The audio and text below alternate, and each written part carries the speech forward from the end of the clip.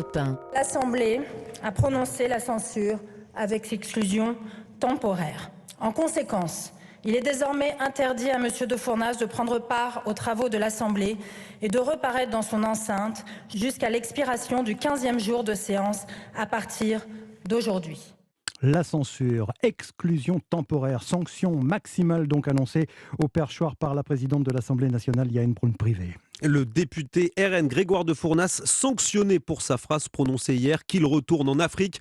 Les députés de la NUP, de la majorité ainsi que les Républicains se sont tous levés en faveur de la sanction lors du vote qui s'est tenu cet après-midi. Alexis de la Fontaine, il s'agit d'une sanction extrêmement rare.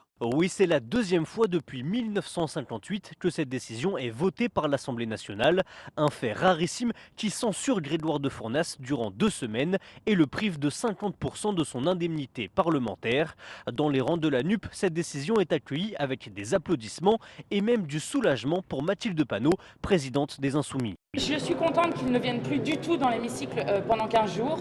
Quelqu'un qui tient des propos aussi abjects, qui interrompt un député et qui, en quelque sorte, lui fait comprendre qu'il n'appartient pas à la communauté nationale.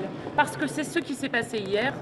Je pense qu'on peut questionner le fait que ce député reste représentant du peuple. De l'autre côté de l'Assemblée, Marine Le Pen concède une maladresse, mais dénonce les mensonges de la France insoumise. Voilà une procédure où on est jugé par ses adversaires politiques qui, en réalité, jugent vos idées politiques.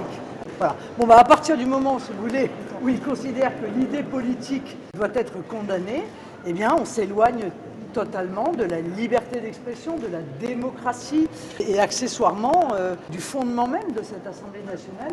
Le principal concerné, Grégoire de Fournas, était lui absent aujourd'hui. Sur les réseaux sociaux, il assume cette sentence et se dit totalement innocent face à cette grande injustice. Alors à présent Alexis, la séance a pu reprendre. Les députés examinent en ce moment la motion de censure déposée par la France insoumise après le déclenchement du 49-3 par la première ministre Elisabeth Borne.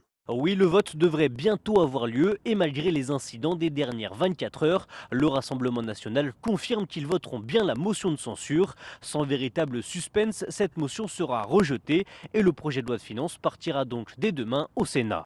Alexis de la Fontaine du service politique d'Europe 1.